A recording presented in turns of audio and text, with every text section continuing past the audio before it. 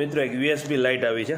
આ લાઇટમાં અલગ અલગ ડિઝાઇન પડશે। સીલિંગ ઉપર ડિઝાઇન પાડવી હોય, 4 વ્હીલમાં ડિઝાઇન પાડવી હોય, દિવાલ ઉપર ડિઝાઇન પાડવી હોય, કાંઈ બર્થડે હોય, કાંઈ સેલિબ્રેશન ગમવી હોય, એમાં બધામાં આનો યુઝ કરી શકશો।